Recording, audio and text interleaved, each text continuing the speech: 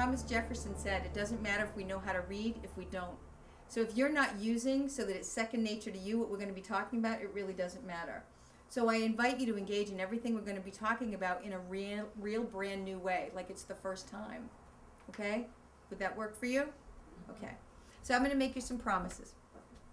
I promise that everything we talk about in the next 4 days is relevant. I promise that. I promise when you use it with your customers, if you use it, it will work. I promise you. I promise you. You will produce results that are unavailable to you right now. I promise you. Okay? I promise you will be uncomfortable.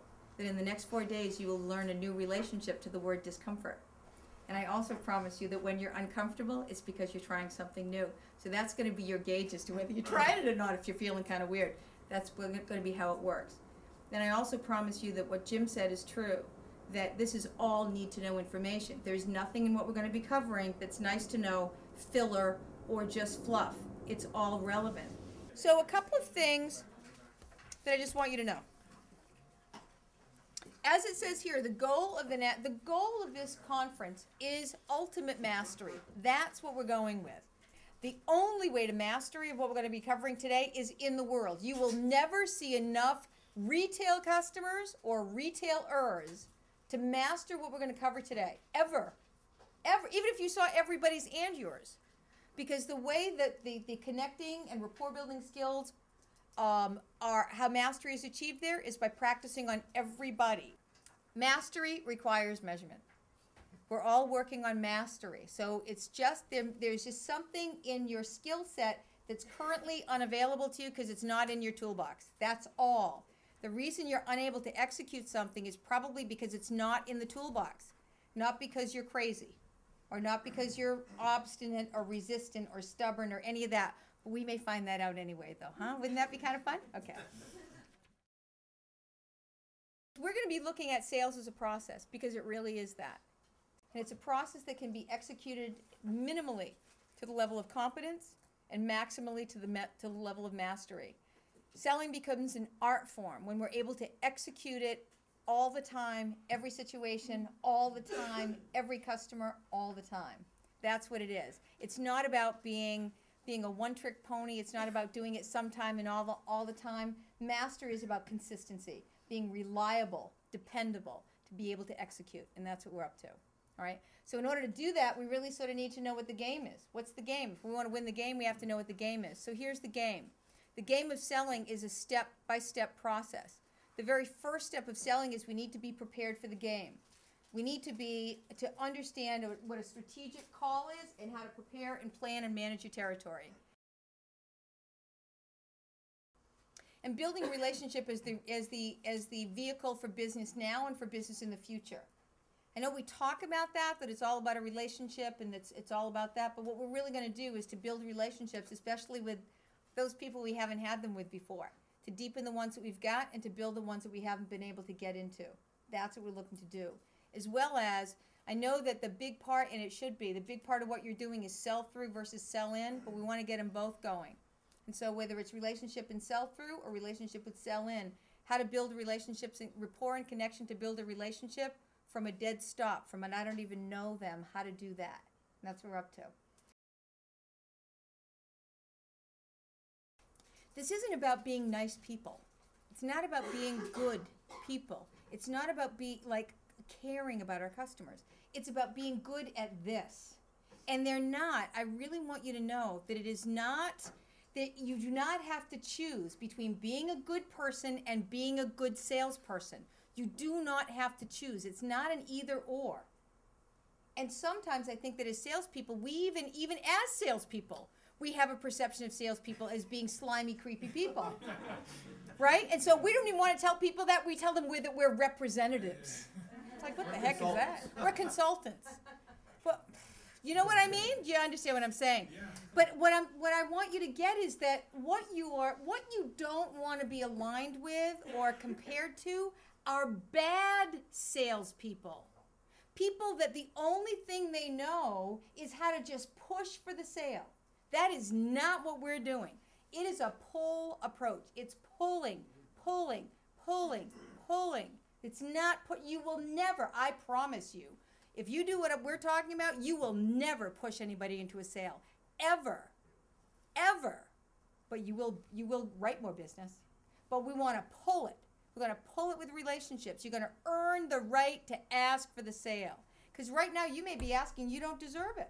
You haven't earned it yet. All right? Isn't that cool?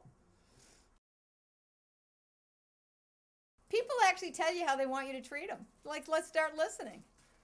When they say, I've got 5 minutes, you say, okay, what's the most important things you want to know? Because I've got 5 too. Yep. Instead of, oh no, I've got a 45-minute presentation. Well, not to this person you don't, and not today. Because they already told you. We just didn't want to hear it.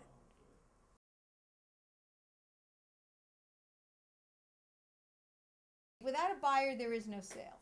So you may be going in to sell something, but here's the deal you got to get. It's better to have something that people want to buy than it is to have something to sell. You want to write that one down. It's better to have something that people want to buy than it is to have something to sell. And right now you're going in there with something to sell because you don't know what people want to buy. And how do you find that out? You ask questions. But it's better to have something that people want to buy than it is to have something to sell. Because, you know, we're going in to try to sell stuff. We're trying to sell stuff. And, you know, do you think they feel that? Do you think they feel you got your agenda? Yeah, well, that's it. And they got their own agenda. But you know what they've got? They've got the checkbook. And they got the checkbook where they sign the front of the check.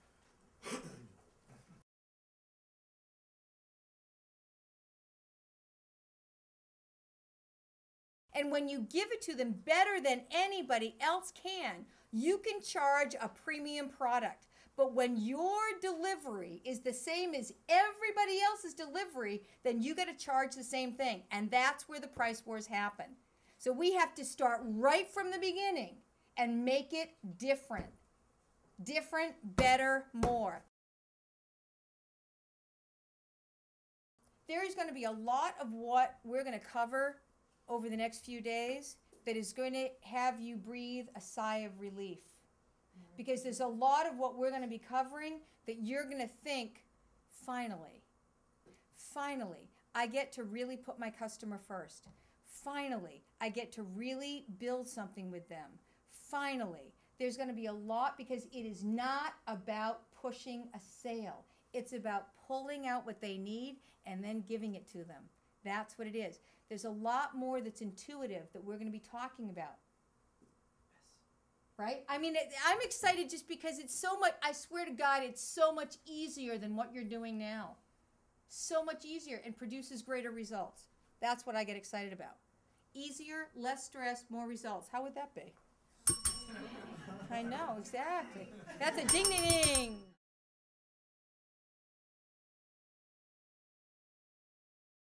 It really requires, like, really getting to know the people that we call on, like what motivates them, not what motivates us, but what motivates them. Last night in the video, Lou Holtz talks about a book that Harvey Mackay called, who owns Mackay Envelope Company. And Harvey Mackay, the book is called How to Swim with the Sharks Without Getting Eaten Alive. And it really does have a Mackay 66. And the Mackay 66 are 66 questions you need to know about your customer, each and every one. What sorority or fraternity, what sports leagues they like, what they support, everything. And the number 66 question is, do you know more about your customer than your competitor does?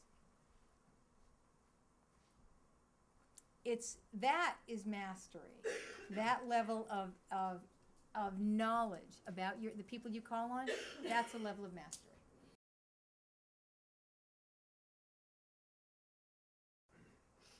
Be in the inquiry. Inquire, ask, don't assume. As salespeople, there are 3 things that happen in our sales process. The customer tells us, we ask them, or we assume. And most of us, it's number 3. We assume we know everything that's going on with them. And that's what we sell to, is our assumptions. We do not sell to what they need. We sell to what we assume. Value equals what it's probably upside down. The price that you're going to pay for something for the intrinsic quality that it has, plus the experience of it. And here is what this is the only thing we can control is right here. That's the only thing we can control. You don't control the quality of your product and you don't control the price. What you want to understand is the value as defined by the person you're selling it to, and what the experience has to be for this to make sense. You contribute to and create the MegaFood experience, right? So I've got a quote here, and it's a quote because I work with premium to luxury products. And here's the thing. When people complain about the price, it's because the experience is not commensurate with the dollar amount. That's a hard one to swallow. When people complain about the price, it's because the experience is not commensurate with the product. Without connection, nothing happens. Without connection, no qualifying questions can be asked because there's no rapport. One of the beautiful things about the sales process is that the success of every step is predicated upon the success of the step that preceded it. I will say that again. The success of the steps in the sales process are predicated upon the step that preceded it being successful. So we cannot ask great qualifying questions if we don't have a connection. Right? So if we have a great connection, we can ask great qualifying questions. We ask great qualifying questions, we can find out the motivating factors of the buyer so that when we make a presentation to their motivating factors, not what we need them to know, or not general universal presentations. You following that? The more that we make powerful, compelling presentations, and the objective of a powerful, compelling presentation is that it causes the buyer to be compelled to take action. To connect with the buyer mentally, emotionally, and physically, in space and in time, by creating a comfortable space for them through interest, observing, listening, and adapting that gives them the experience that they desire. Now, that's a whole lot of stuff. What does that mean? It is empathy, but it's skilled. And what we're going to talk about is we're going to talk about the skill of connecting, the skill of rapport. It's not just, because most of us go to our judgments of people. I like them, I don't like them. You know, it's just that it's not even, if you like them, it's not any better than if you don't like them. It's still a judgment. It's just a nicer one. But that's what we tend to go to, and that doesn't ever help. I mean, it helps if we like them and they like us. But what we're looking at is we're looking at specific skill development, exactly what Jody's pointing to, which is how do I connect with them in a way that they want to be connected with? And this goes back to what I was alluding to earlier, Anne, which is all of us want things to go a certain way, and we all like to be right. Would you agree with that? Yes. Okay. So given that we have a way that we want to know, and when we have a product that's going to be helpful to somebody else, we really want them to know that. And so that's what we go in armed with, is to, like, we really care about them and we want them to know. The problem is they could care less about that stuff. They just aren't interested. Now, I know you think, but all of our customers are interested. Well, I don't know that. Maybe they are. I don't know. We'll see. We'll have to wait and see, won't we?